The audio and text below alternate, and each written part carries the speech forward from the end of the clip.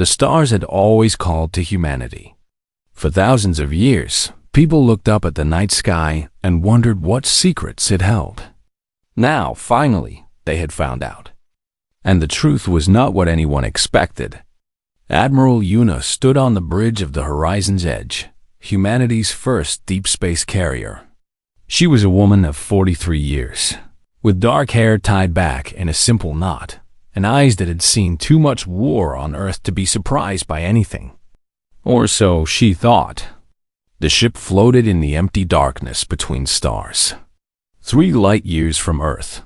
It carried 2,000 crew members and protected a civilian transport called the Daegu, which held 3,000 colonists heading to humanity's first colony world. "Admiral," said Lieutenant Taiho from his sensor console. His voice was calm, but his hands were shaking. "We have contact." Multiple contacts. 12 vessels approaching from Sector 7. Una walked to the main display screen. 12 ships appeared as blue dots, moving in perfect formation. They were big. Much bigger than the horizon's edge. "Can you identify them?" she asked. "Negative, Admiral. Design is unknown. But they are definitely not human." The bridge fell silent. Every person stopped breathing for a moment. This was the day humanity had dreamed about and feared in equal measure. First contact with alien life. Captain Junho, Una's second-in-command, stepped closer to her. He was a tall man with a kind face, but right now, that face was pale with worry. "Orders, Admiral? Open a communication channel. Let them speak first." The communication officer, a young woman named Minji, worked her console with nervous fingers. "Channel open, Admiral." Static filled the speakers. Then a voice came through. It was translated by the ship's computer into Korean, but the words still sounded strange and cold. "Primitive vessel. You have entered space claimed by the Galactic Assembly. Identify yourselves and prepare for integration." Una frowned. Integration. She did not like that word. "This is Admiral Una of the Terran Defense Force. We are a peaceful exploration mission. We mean no harm to anyone." The alien voice laughed. It was an ugly sound, like metal scraping against metal. "Peace is not required. Only obedience. You will surrender all weapons technology. You will accept oversight from the Velthari Dominion. You will serve the greater community. This is not negotiable." Taiho looked up from his console. "Admiral, they're surrounding us. Energy signatures indicate they are charging weapons." Junho grabbed Una's arm. "They're targeting the Daegu. 3,000 civilians, Admiral. Women, children." Una felt her heart turn cold. She had spent her whole career protecting innocent people. She had fought in 3 wars on Earth, always trying to save lives. Now aliens from the stars were threatening to murder thousands just to make humanity kneel. She would not kneel. "Lieutenant Taiho," she said, her voice steady as stone. "Bring the mass driver online." The bridge became very quiet. Everyone knew about the mass driver. It was humanity's secret weapon, hidden in the belly of the horizon's edge, a railgun the size of a building, capable of throwing a heavy metal slug at speeds that made normal weapons look like toys. The problem was simple. It had never been tested in real combat. No one knew if it would work. "Admiral," Taiho whispered, "the Assembly doesn't know we have this. If we use it, then they will learn," Una said. "Power up the weapon. Target the lead vessel." Junho stepped back. His face showed fear, but also something else. Trust. He trusted his admiral to make the right choice. "Mass driver charging," reported Ensign Minji. 30 seconds to full power." The alien voice came again. "You have 60 seconds to comply. After that, we will destroy your passenger vessel as a demonstration. Then we will take your warship by force. Your species will learn its place." Una walked to the center of the bridge. She looked at her crew. Young men and women who had trained their whole lives for this moment. They were scared, but they were also ready. "Listen to me," she said. "Earth sent us out here to explore, to find new worlds and new friends. But we did not come to be slaves. Our ancestors fought for freedom on every continent of our planet. They died so their children could live without chains. I will not betray that sacrifice. Not today. Not ever." She turned to face the main screen. The 12 alien ships hung there like predators waiting to strike. Weapon status? Mass driver at full power, Admiral. Targeting solution locked. The alien commander spoke one last time. "Your 60 seconds are finished. Say goodbye to your civilians, primitive." Una did not hesitate. Fire. The horizon's edge shuddered as the mass driver released its payload. A tungsten slug, weighing 200 kilograms, accelerated to 15% of the speed of light in less than a second. It crossed the distance to the alien flagship in the blink of an eye. The result was something no one on the bridge would ever forget. The alien ship was huge. It was covered in shields that could stop laser beams and plasma bolts. It had armor that could survive nuclear explosions. None of that mattered. The tungsten slug hit the front of the ship and went straight through. It did not slow down. It did not stop. It punched through the entire vessel from bow to stern, carrying with it the ship's main reactor. For a moment, nothing happened. Then the alien flagship exploded. A ball of white fire expanded outward, swallowing 2 smaller escort ships that were too close. The light was so bright that the horizon's edge automatically dimmed its windows to protect the crew's eyes. When the light faded, 3 alien ships were gone. Simply gone. Turned to dust and gas and memory. The remaining 9 ships scattered. Their communications filled with screaming voices, all of them saying the same thing in different ways. What was that? How is this possible? Run, run now. Within 90 seconds, the alien fleet had fled into hyperspace. The horizon's edge and the Daegu floated alone in the darkness. Minji stared at her console. "Admiral." Direct hit. Target destroyed. Confirmed kills on 3 vessels. Junho let out a breath he did not know he was holding. 3,000 colonists saved. Una nodded slowly. Her hands were steady, but inside her chest, her heart was beating very fast. "Send a message to Earth Command," she said. "Tell them first contact is complete. Tell them the galaxy is not as friendly as we hoped." She paused and looked out at the stars. Somewhere out there, 9 alien ships were running home to tell their masters what had happened.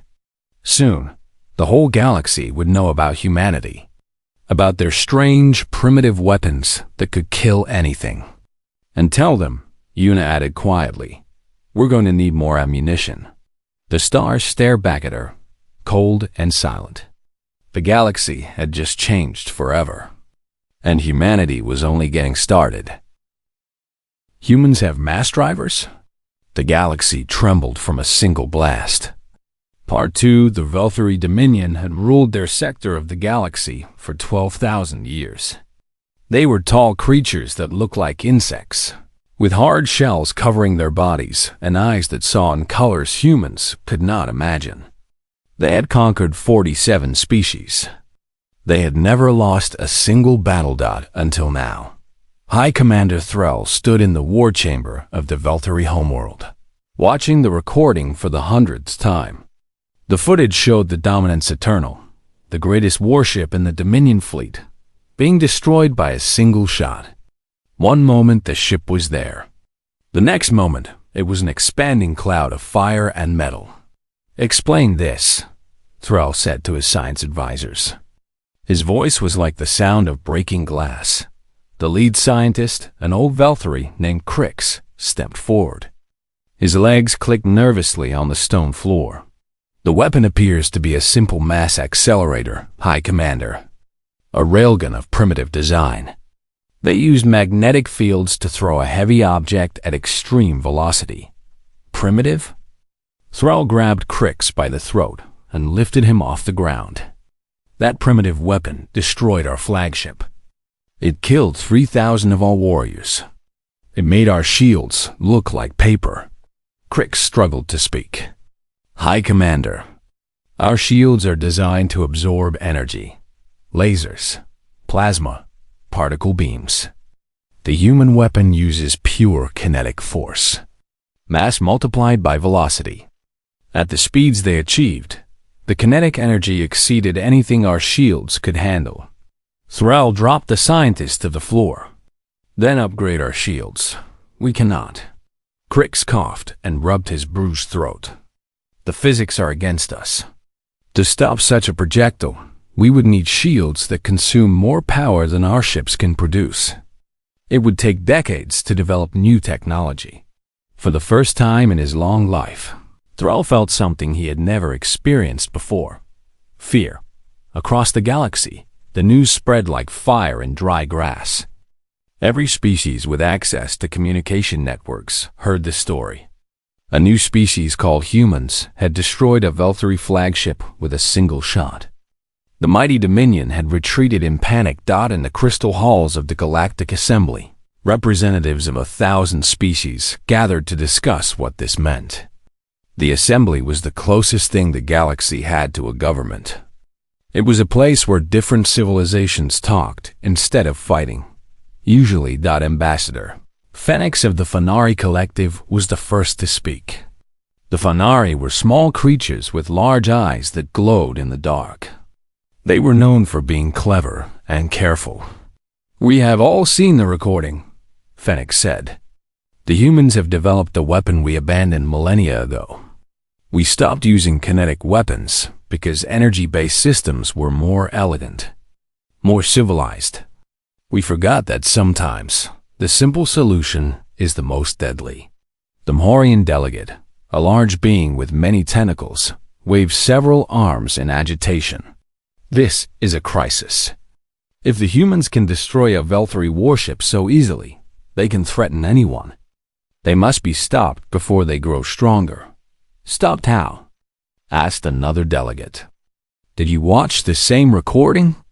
Their ship was alone against 12 of the Dominion's best.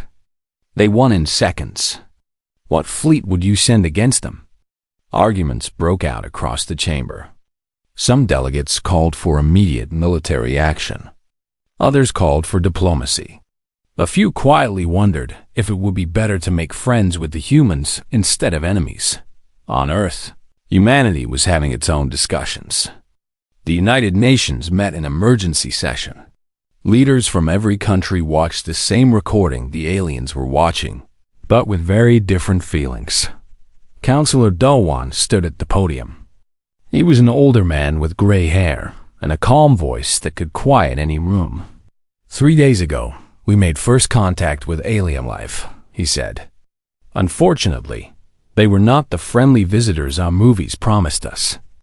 The Veltari Dominion came to enslave us. They threatened to murder 3,000 innocent colonists to force our surrender. He paused to let those words sink in. Admiral Yuna made a choice. She used our mass driver technology to defend our people. The result speaks for itself. 3 enemy ships destroyed. 0 human casualties. The enemy fleet in full retreat. A general named Sunho stood up from the military section. What happens now? Will they come back with more ships? Certainly, Dowan replied. The galaxy now knows about us. Some will fear us. Some will want to destroy us before we become too powerful. We must prepare. Dr. Sujin, the lead scientist of the Mass Driver Initiative, took the podium next. She was young for such an important position, only 32 years old, but her mind was sharper than anyone else in the room. The Mass Driver works on simple physics, she explained. We accelerate a tungsten slug using electromagnetic rails.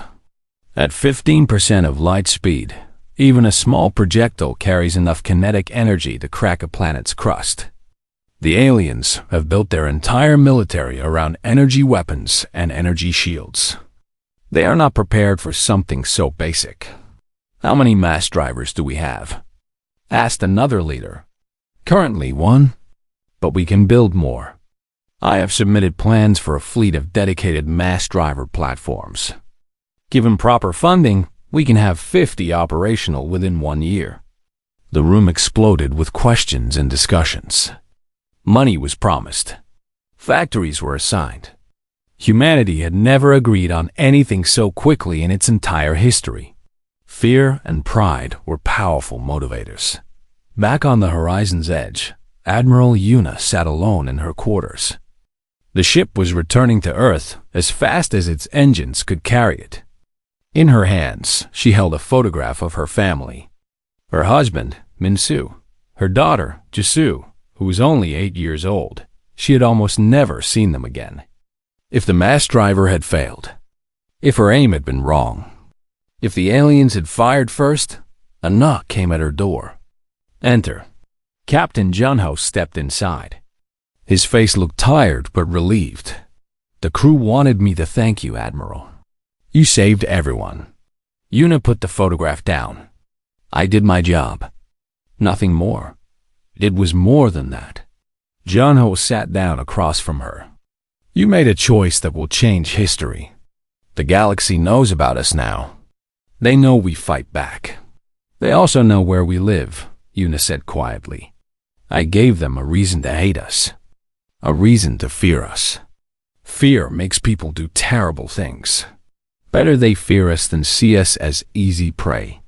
Una looked at the stars through her window. Each one might have planets. Each planet might have people. And now all of them would know the name of humanity. The war isn't over, she said. It has only begun. The Velthari will want revenge. Others will see us as a threat. We need to be ready for what comes next. Junho nodded. Earth is already building more mass drivers. By the time we get home, the first new platforms will be operational. Good. Una stood up and straightened her uniform. Because I have a feeling we're going to need every single one of them. Outside the window, the stars continued to shine. They had watched countless species rise and fall over billions of years. Now they watched humanity take its first steps onto the galactic stage. Those steps had been made with fire and thunder. The galaxy would not soon forget the sound. Humans have mass drivers? The galaxy trembled from a single blast. Part 3 months had passed since the battle. The galaxy had not stopped talking about it. In the trade stations and colonies scattered across 1,000 star systems. The name human was spoken in whispers. Some said they were monsters who killed without mercy. Others said they were heroes who had finally stood up to the Velthari bullies. Everyone agreed on one thing. They were dangerous. The Galactic Assembly held meeting after meeting, trying to decide what to do. The Velthari demanded punishment for humanity. They wanted the Assembly to send a combined fleet to destroy Earth and take the mass driver technology for themselves. But the other species remembered something important. If humans could destroy a Velthari flagship so easily, what would they do to any fleet that attacked their homeworld? Ambassador Phoenix spoke during one heated session. We have watched the recording 500 times. We have run simulations. We have asked our best scientists for answers. The conclusion is always the same. Any fleet we send will be destroyed before it can fire a single shot. The Marian delegate slammed a tentacle on his desk. Then what do we do? Sit and wait while they build more weapons? In 10 years, they could threaten us all. Perhaps, Phoenix replied, we should consider not threatening them at all. Shocked silence filled the chamber. No one had suggested such a thing before. On Earth, humanity was changing faster than at any time in history. The mass driver program received unlimited funding. Factories that once made cars now made tungsten slugs. Scientists who once studied medicine now studied orbital mechanics. Everyone had a job to do, and everyone did it with desperate energy. Dr. Sujin worked 20 hours a day in her laboratory. She had not seen sunlight in weeks. Her team had grown from 12 scientists to over 200. They were designing the next generation of mass drivers, faster and more powerful than the original. The problem is heat, she explained to Councillor Dowan during one of his visits. When we accelerate the slug, the rails generate enormous heat. If we fire too quickly, the rails melt. We need better materials. Dowan nodded. He understood very little of the science, but he understood the urgency. What do you need? Rare metals, especially ones from asteroids. Our mining ships need protection while they work. You will have it. Admiral Yuna is already training new crews for our defense fleet. In orbit around Earth, the first mass driver platform was nearing completion. It was not a ship. It was a station, big enough to hold 1,000 crew members. With a mass driver, 3 times the size of the one on the horizon's edge. They called it the Shield of Sol. Admiral Yuna inspected the station personally. She walked through its long corridors, checked its weapon systems, and met with its commander, Captain Unji. Unji was a young woman, only 30 years old, but she had graduated at the top of her class in every subject. She had cold eyes and a warm heart, which Yuna considered the perfect combination for command. The station will be operational in 2 weeks, Admiral, Unji reported. We can cover the entire inner solar system with our firing arcs. Good. The one station is not enough. We need a network. 10 stations at minimum. 20 would be better. The construction ships are working as fast as they can. But Admiral, may I ask something? Yuna stopped walking. Speak freely. Do you really think they will attack? The aliens, I mean. After what we did to them. Yuna looked out a window at Earth below. The blue planet hung in the darkness like a precious jewel. 7 billion people lived down there, going about their daily lives. Most of them had never seen an alien. Most of them probably thought the danger was over. She knew better. Captain, I have studied military history my entire life. Every empire, every kingdom, every nation that ever lost a battle had the same choice afterward. Accept defeat or try again with more force. The Valkyrie have never lost before. Their pride will not let them accept this. They will come back. The only question is when. Unji swallowed nervously. And the other aliens? The ones in the assembly? Some will help the Valkyrie. Some will stay neutral. A few might even help us. We need to be ready for all possibilities. Meanwhile, across the galaxy, secret meetings were taking place. The Valkyrie had reached out to other species, offering deals and making threats. They wanted allies. They wanted revenge. The Krell Empire agreed to join them.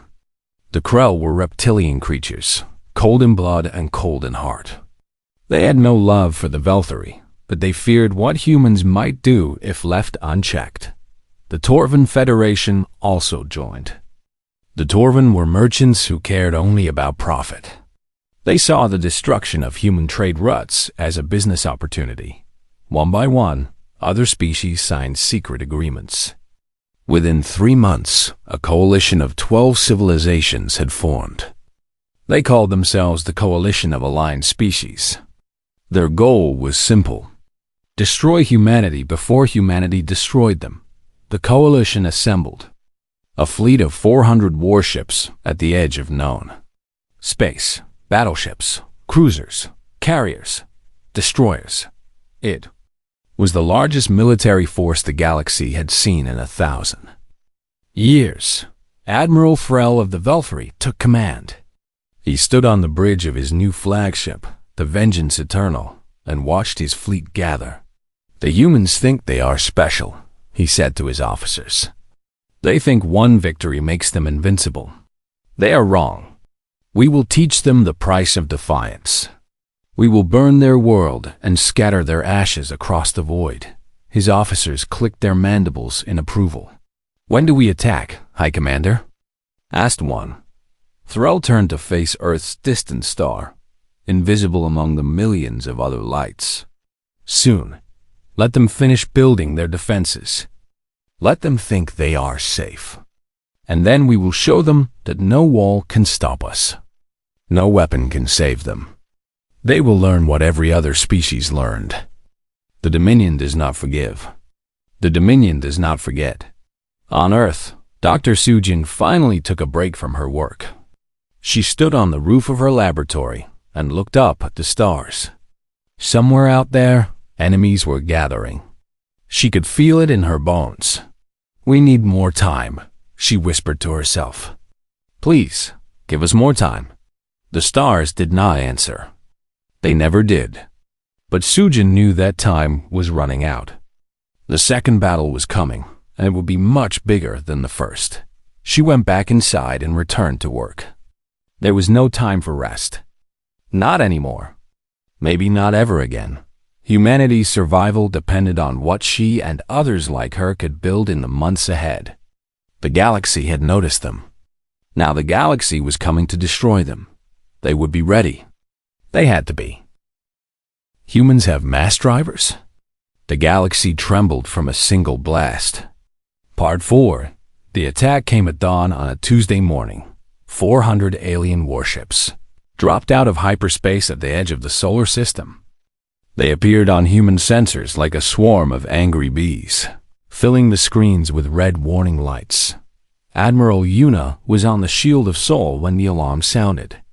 She had not slept in 36 hours, but her mind became instantly clear when she saw the numbers.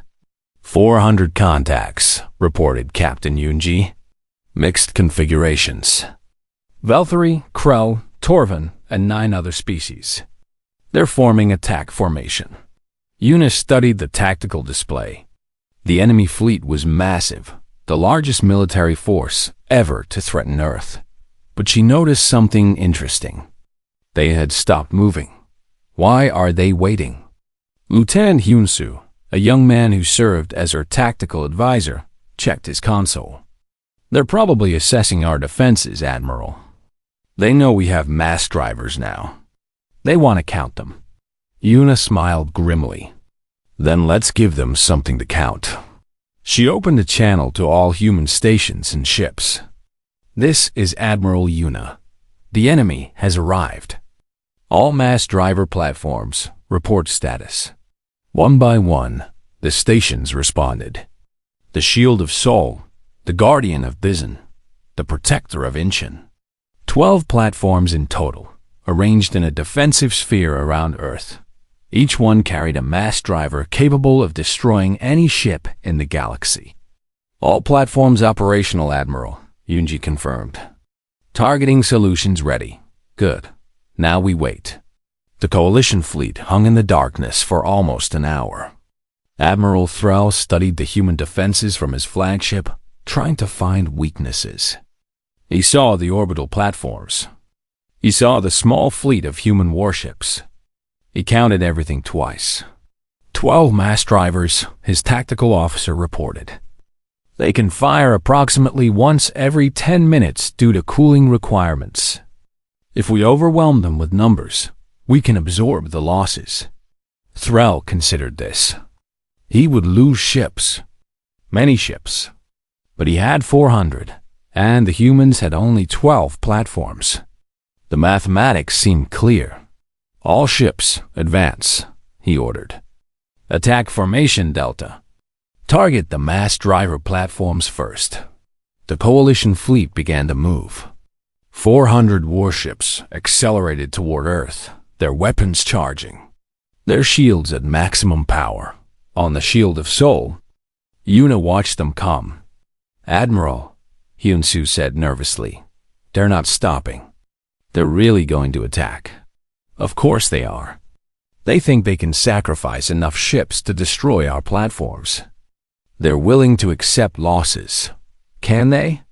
Yuna looked at the young officer. He was scared. Everyone was scared.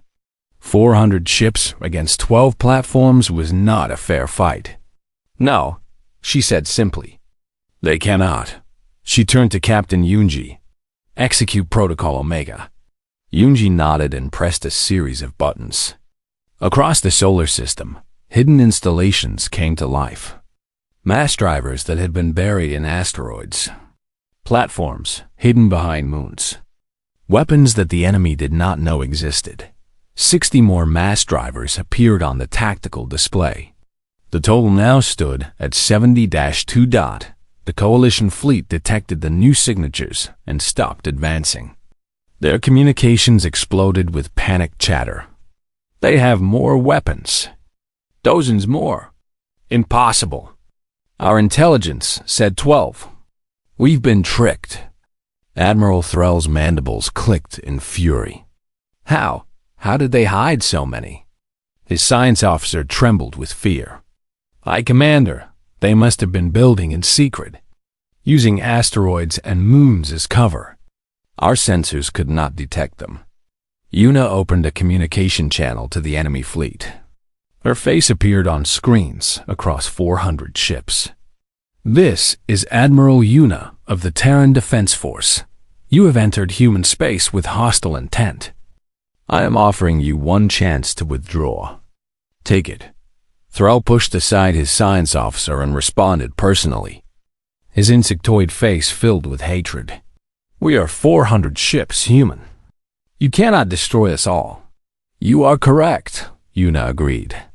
"I cannot destroy you all, but I can destroy enough of you that the survivors will never forget. Your children will tell stories about this day. Your species will remember the price of attacking humanity."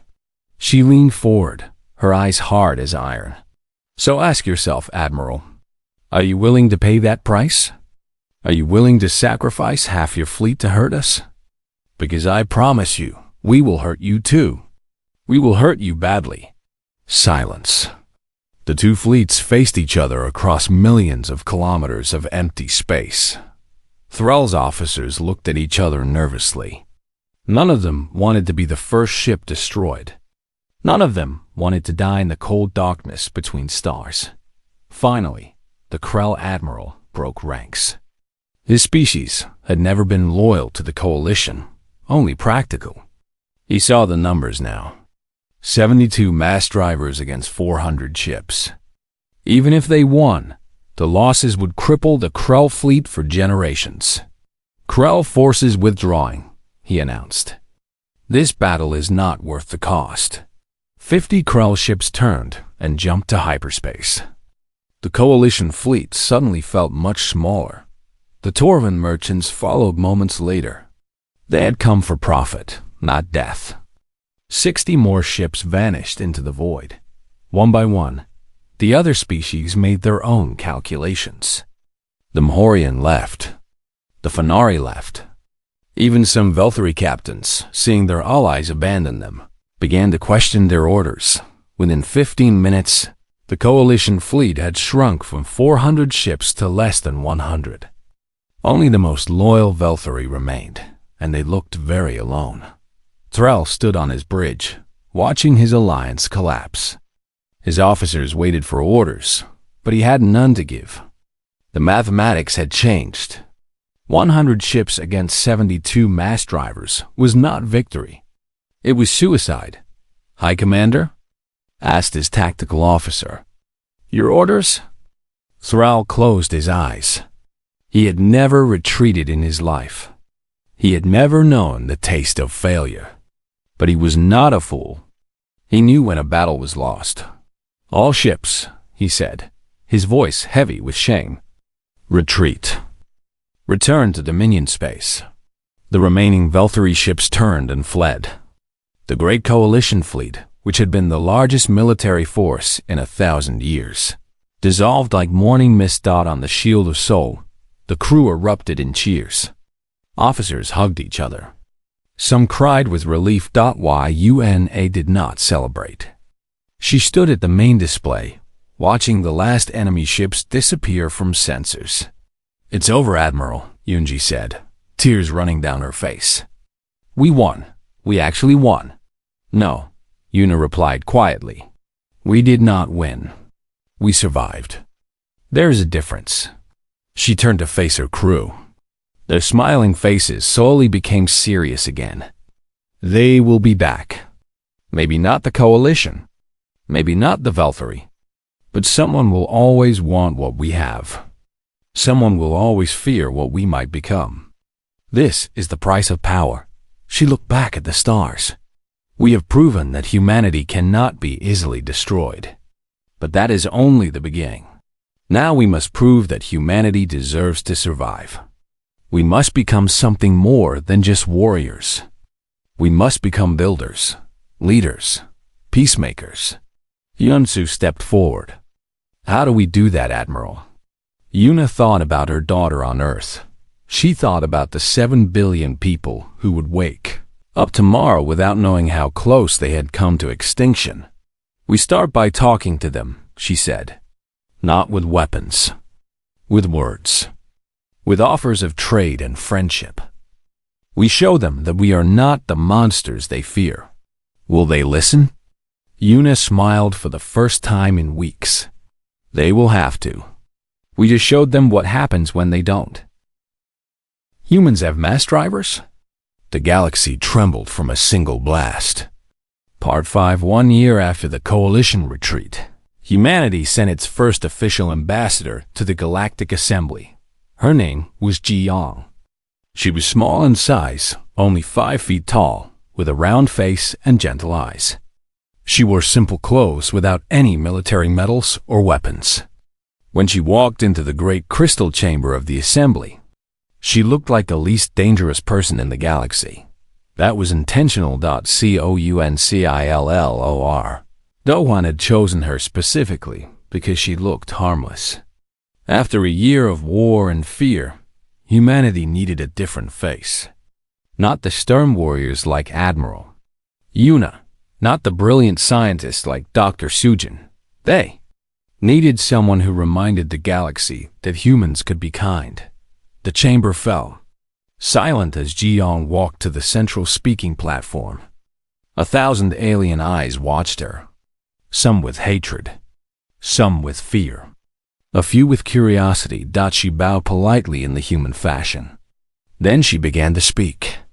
I bring greetings from Earth, she said. Her voice was soft but clear, carrying to every corner of the vast room. I bring greetings from 7 billion people who want nothing more than to live in peace with their galactic neighbors. Murmurs spread through the chamber. The Valkyrie delegation made angry clicking sounds. The Krell hissed. But most delegates remained silent, waiting to hear more. 1 year ago, we were attacked without warning. We were told to surrender our freedom or die. We refused. Many of you sent ships to destroy us. We defended ourselves. She paused, looking around the room. I am not here to apologize for that defense. We did what any species would do. We protected our children, our homes, our future. I believe most of you would do the same. Some delegates nodded slightly. Others looked uncomfortable. The truth of her words was hard to deny. But I am also not here to make threats. The war is over. We do not want another one. We want to trade with you, learn from you, share what we know. We want to be your partners, not your enemies. The Fenari ambassador, Phoenix, stood up. His glowing eyes studied Ji Yang carefully. Pretty words, human. But how can we trust you? You have weapons that can destroy our greatest ships. What stops you from conquering us instead of trading with us? Ji Yang smiled gently. Nothing stops us except our own choice. We have the power to be conquerors. We choose not to be. This is not weakness.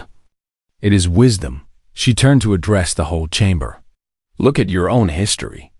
Every species here has fought wars. Every species here has conquered and been conquered. Did any of those empires last forever? No, they all fell eventually. The ones who survived were the ones who learned to build instead of destroy. The Maharian delegate waved a tentacle. And if we refuse your friendship? If we attack again, then we will defend ourselves again. We have over 100 mass drivers now. Our scientists work every day to make them more powerful. But we would rather use those resources to explore new stars, to find new wonders, to create things that benefit everyone. Jiang reached into her pocket and pulled out a small crystal. It glowed with soft blue light. This is a gift from Earth, a new power source we developed while building our defenses. It produces clean energy without waste or pollution. We offer to share this technology with any species that agrees to peaceful relations with humanity. The chamber exploded with noise. Delegates shouted questions. Some demanded to see the crystal. Others called for votes. The energy source was exactly what many civilizations needed. Their old technologies were failing. Their stars were dimming. This could save billions of lives. Ambassador Phoenix approached the speaking platform. He examined the crystal carefully, then looked at Jiang. Why would you share this? You could sell it for enormous profit. You could use it as a weapon, refusing to give it to your enemies. We could, Jiang agreed. But we won't, because enemies today can become friends tomorrow. And friends build better things together than enemies destroy apart. She handed the crystal to Phoenix. Take it. Study it. Share it with your people. This is our first gift to the galaxy. There will be more, if you give us the chance. The vote happened 3 days later. Despite protests from the Volturi, humanity was granted full membership in the Galactic Assembly. 80% of the delegates voted in favor. Even some former coalition members changed their minds. Admiral Yuna watched the results from orbit above Earth. She stood on the bridge of her new flagship, the Dawn of Peace. The name had been chosen by vote of the crew.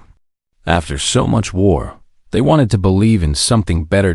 Captain Hyunsu stood beside her, now promoted after his service during the coalition attack. We did it, he said. We're actually part of the galaxy now.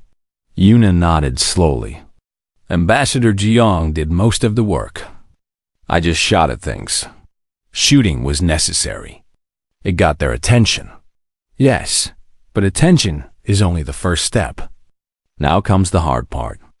Building trust. Keeping promises. Showing them we meant what we said.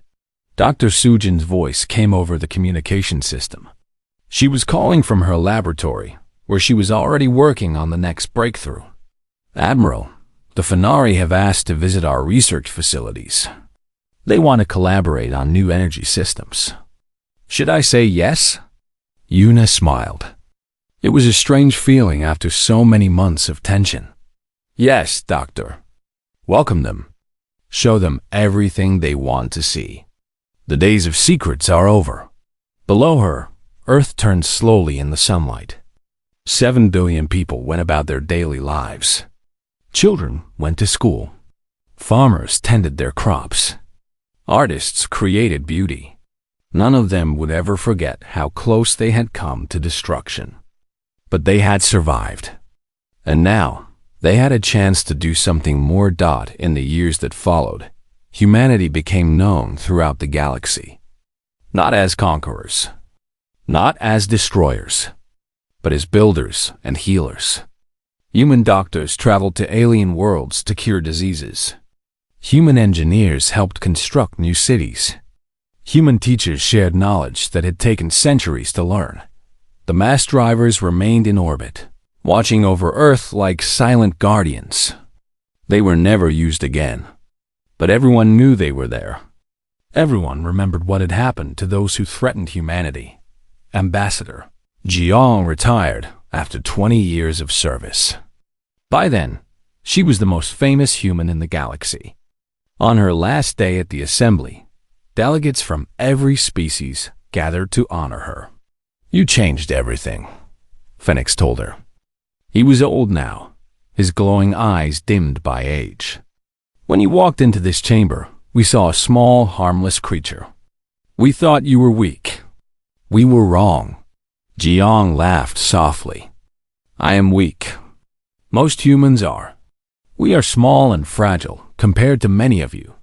We live short lives. Our bodies break easily. She looked out the window at the stars. The same stars that had watched humanity take its first stumbling steps into space. But we learned long ago that strength is not about size or power. It is about what you choose to do with what you have. We chose to fight when fighting was needed. And we chose to make peace when peace was possible. She turned back to face the assembled delegates. Any species can destroy. It takes no special skill, but building something that lasts, something that makes life better for everyone. That requires wisdom. That requires courage. That requires trust. She smiled one last time. That is what humanity offers the galaxy. Not our weapons. Our hope. The assembly chamber erupted in applause. For the first time in galactic history, 1,000 species from 1,000 worlds stood together and cheered for the same thing. And somewhere above Earth, the mass drivers continued their silent watch. Ready if needed. Hoping they never would be. The galaxy had trembled from a single blast. But it had learned to stand together instead of falling apart. That was humanity's greatest victory of all.